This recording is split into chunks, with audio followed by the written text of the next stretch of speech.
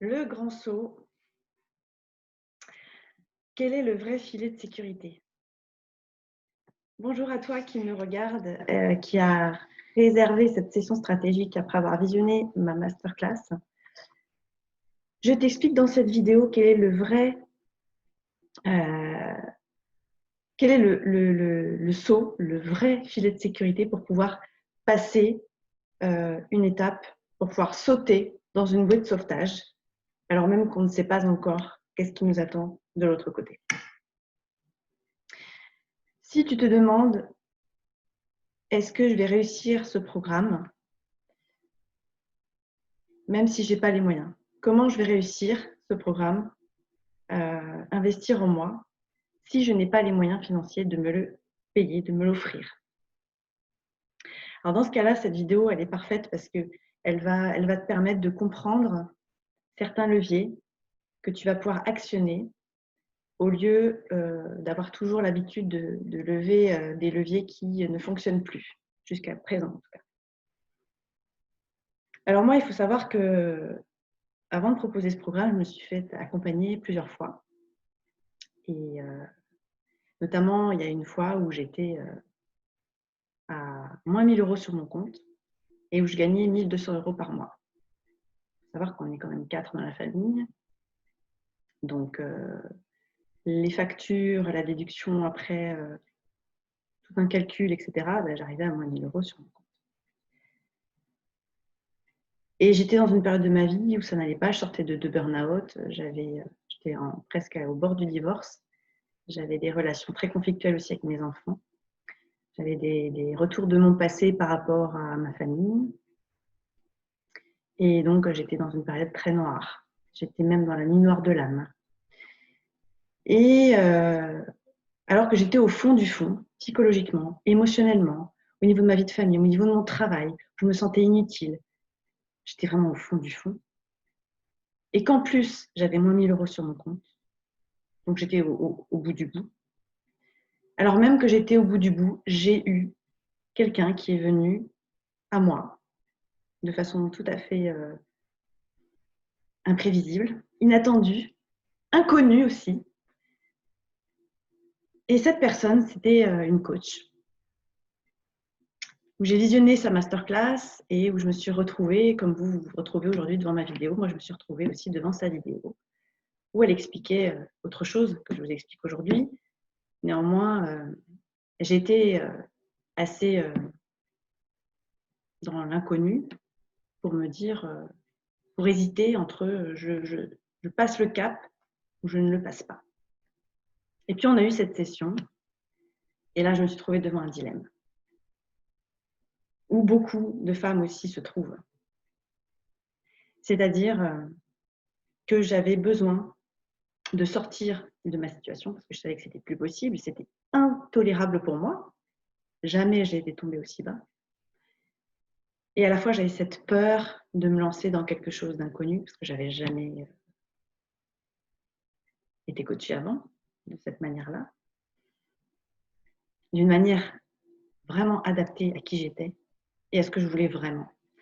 Et en plus, c'était structuré, c'était parfait pour moi, c'était vraiment du sur-mesure. Mais bien sûr, ça avait un coût.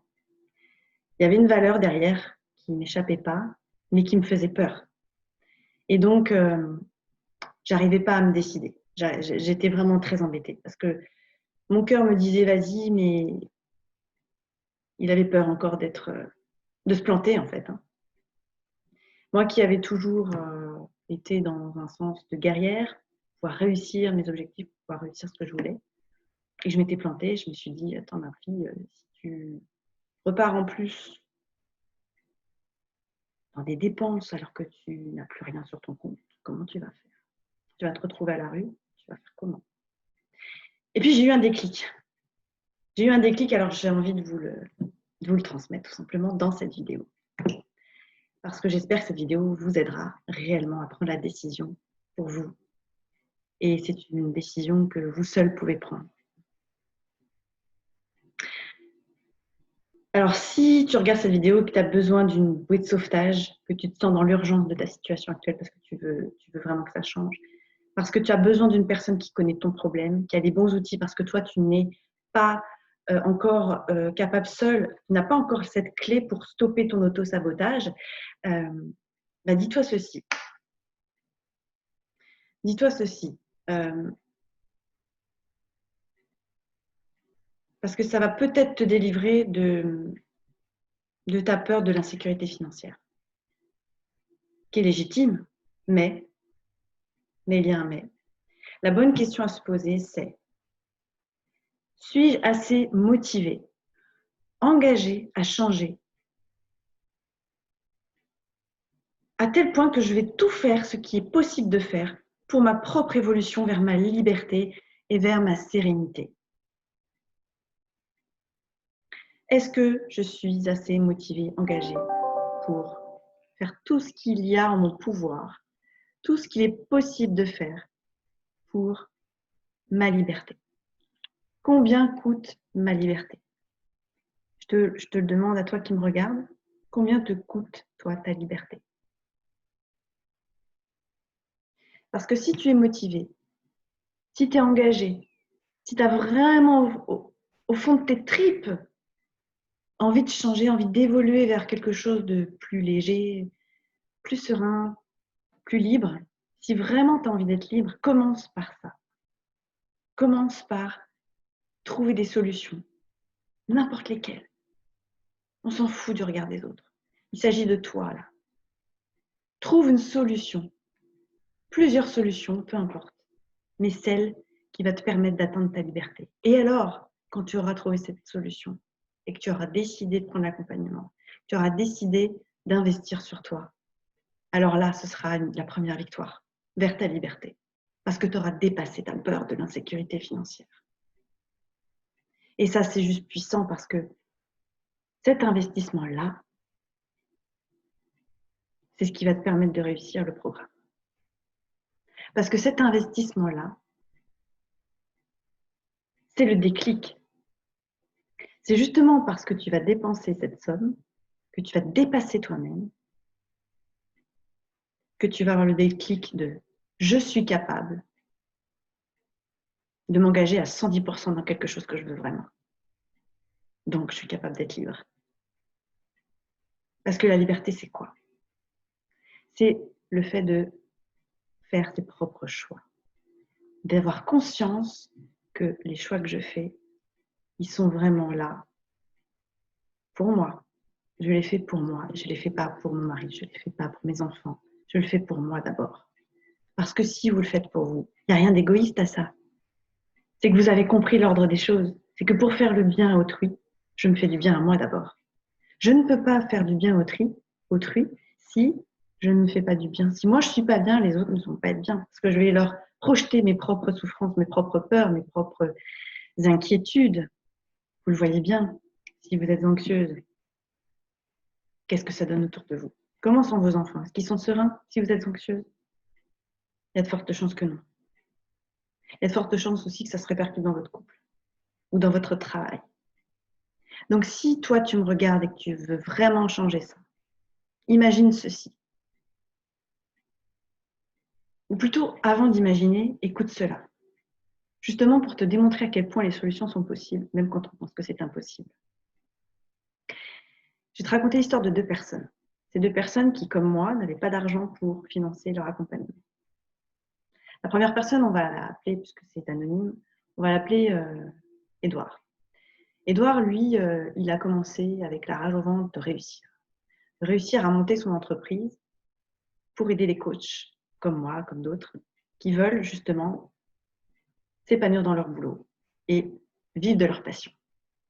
Et pas galérer pour trouver des clients. Et pas galérer pour joindre les 2 bouts à la fin du mois et se dire « je vais jamais y arriver, je vais être à 100 € tous les mois, c'est quoi ça ?» Eh bien, écoute bien, Édouard, ce qu'il a fait, il s'est fait coacher aussi pour pouvoir réussir à atteindre son objectif plus rapidement. Et celui qu'il voulait vraiment. Il voulait atteindre un objectif, mais pas n'importe lequel. Il voulait le clarifier. Il avait besoin de savoir exactement où est-ce qu'il voulait aller. Sinon, dans le brouillard, il savait qu'il n'avancerait pas. Donc, il s'est dit, OK, j'ai pas les moyens, mais je vais tout faire, je m'en fous, je vais trouver n'importe quoi pourvu que je fasse cet accompagnement. Et donc, il a loué sa chambre. Il a loué sa chambre pendant 6 mois. Pendant 6 mois, il a loué sa chambre, il a dormi sur son canapé dans son salon. Pendant 6 mois, il a donc récupéré de l'argent. En plus en aidant quelqu'un. En plus en se dépassant, parce que c'était quelqu'un qu'il ne connaissait pas, donc il a fallu qu'il mette un peu son ego de côté, parce que cette personne n'avait pas forcément la même définition de la propreté que lui, donc ça a été compliqué. Mais il a compris que le plus douloureux, c'était pas ça. Le plus douloureux, c'était de s'asseoir sur ses rêves. Donc il a voulu mettre son ego de côté pour réaliser ses rêves, alignés avec son cœur. Donc, ça, c'était l'histoire d'Édouard. Maintenant, je vais te parler de l'histoire de Solène. Solène, quand elle a voulu justement faire affaire avec Édouard, qui lui avait réussi, donc il avait l'opportunité de pouvoir accompagner les coachs. Il y avait donc Solène qui, elle, était justement incapable de financer son accompagnement, qui coûtait très très cher. Solène a donc été en pleurs au téléphone quand elle a appris le prix, parce qu'elle voulait tellement cet accompagnement que quand elle a appris la valeur qu'il lui aurait coûté, elle s'en est trouvée très triste et elle a pleuré. Elle a pleuré, elle a dit « je ne sais pas comment je vais faire. Mais je vais y arriver, je vais trouver comment faire, parce que ce n'est pas possible autrement, je ne peux pas rester comme ça. » Et quand je dis « je ne peux pas rester comme ça », c'est que je veux vous dire que Solène, elle était dans un état bien pire que Édouard et moi, c'est-à-dire que Solène, ça faisait des mois qu'elle ramait et elle était à moins 2 000 € sur son compte, tous les mois. Elle touchait le RSA, donc 500 € par mois. Mais elle ne s'est pas mis des barrières. Elle a ouvert ses perspectives en disant « je m'en fous, je vais trouver une solution, coûte que coûte, quoi qu'il advienne, pour financer cet accompagnement. » Et elle s'est mise à réfléchir sur les moyens qu'elle pourrait trouver pour financer son accompagnement. Donc, qu'est-ce qu'elle a fait, Solène? Elle est allée voir la banque. Elle est allée voir la banque et elle a tout donné. Elle a tout donné pour pouvoir réussir à convaincre son conseiller financier pour lui permettre de l'aider à financer son programme. Et aujourd'hui, elle a remboursé. Et ça fait 1 an. Et donc, pendant 1 an, elle a vécu comme elle a vécu jusqu'à présent. Sauf qu'au bout d'1 an, elle a réussi à tout rembourser et maintenant, elle a résolu tous ses problèmes. Tous ses problèmes. Donc, quoi qu'il vous en coûte, qu'est-ce qu'une année, au pire, hein, parce qu'elle avait accumulé quand même. Qu'est-ce que c'est 1 an de votre vie comparé à 50, 60 ans de votre vie? Si vous restez 20 ans, 30 ans, 40, 50 ans à vivre, si vous restez comme ça, dans la même situation que vous êtes aujourd'hui.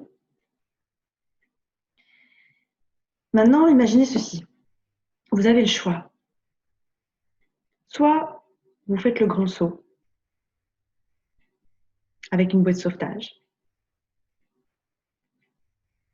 mais vous ne savez pas vers quoi ça va vous mener, à quel moment ça va vous mener. Ou alors, vous restez dans votre bateau, c'est-à-dire dans votre situation actuelle. Imaginez que dans votre bateau, vous êtes dans votre situation actuelle. Votre bateau, il est là, il est sur l'eau, donc pas beaucoup de risques de couler ni d'avoir froid. Vous êtes sur votre bateau, mais par contre, il va dans le chemin inverse de ce que vous voulez. Imaginez. Et puis, vous avez une bouée de sauvetage qui vous appelle, qui est dans l'eau. Vous ne savez pas combien elle est, cette eau, quelle température. Et vous avez envie de sauter dans cette bouée. Qu'est-ce que vous faites? Vous savez que cette bouée, clairement, va vous mener là où vous voulez. Vous ne savez pas où, mais ça va vous mener là où vous souhaitez aller. Vous ne savez pas combien de temps ça va prendre, mais vous savez que ça va être rapide. Vous ne savez pas à quelle température l'eau elle va être, et vous savez que la bouée va vous permettre d'aller vers des rivages qui vont vous permettre de mettre les combinaisons qu'il faut, qui vont vous permettre de sortir de l'eau à un moment donné et de souffler, vous réchauffer. Vous savez qu'à un moment donné, cette bouée, elle va vous emmener vers un rivage, vers une île pour vous reposer. Vous savez que cette bouée, à un moment donné, elle va vous mener à la terre ferme. Mais ça reste inconnu. Vous n'avez jamais plongé dans l'eau comme ça. Vous n'avez jamais fait ce grand saut. C'est l'inconnu. Ça fait peur. Mais qu'est-ce qui est le plus douloureux? D'aller voir par curiosité ce qu'il y a dans l'inconnu, parce que vous savez qu'au bout du bout, vous allez vous retrouver vous-même. Ou alors c'est de rester toute votre vie dans ce même bateau et de pas en bouger. Et puis c'est de temps en temps aller voir par-ci, par-là. Et au final, vous revenez dans votre bateau. Cette bouée de sauvetage, elle vous fait quitter le bateau définitivement. Ce bateau-là, elle vous le fait quitter définitivement. Ça, c'est une certitude. Alors, qu'est-ce que vous choisissez? Vous seul avez la réponse. Moi, je ne l'ai pas. Je veux juste vous emmener vers votre réponse à vous. C'est tout. Combien vous coûte votre propre bien-être, votre propre réussite? Qu'est-ce qui est le plus douloureux? Sortir de votre zone de confort, faire le saut dans cette bouée, entrer dans l'inconnu, tester l'inconnu, prendre un petit risque financier, ou est-ce que c'est rester et regretter toute votre vie de ne pas avoir sauté dans cette bouée de sauvetage? C'est d'arriver à la fin de votre vie dans ce bateau et vous dire je n'en ai jamais bougé alors que j'en ai eu l'opportunité.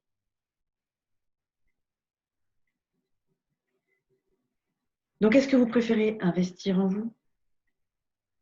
Ou est-ce que vous préférez investir dans des iPhones, dans des téléviseurs, dans des vacances, dans des thérapies sur un an, dans des fringues même, dans des voitures? Qu'est-ce que vous préférez? Dans quoi vous préférez investir? Faites un calcul et voyez comment vous gérez. Et ça, c'est votre vraie sécurité. Votre calcul, votre gestion. Différente. Si vous choisissez de rester dans ce bateau, c'est OK. Mais est-ce que c'est le bon choix pour vous? Parce que si c'est le mauvais choix pour vous, là, vous êtes dans une fausse sécurité. Ce bateau-là, oui, il est en dehors de l'eau, vous n'avez pas froid, alors que vous risquez quand même d'avoir froid à un moment donné, parce qu'il vous éloigne de la terre, il vous éloigne des contacts humains que vous souhaitez, il vous éloigne de votre chemin de vie, il vous éloigne de vos valeurs. Vous êtes en conflit de valeurs. Ce bateau, vous y ressentez un mal-être, vous étouffez dedans. Et pourtant, vous êtes sur un bateau à l'air libre, mais vous étouffez dedans. Donc, qu'est-ce qui est le bon choix? Faites le meilleur choix. Je vous souhaite une très bonne journée et je vous dis à très vite dans cette session stratégique. Bye bye.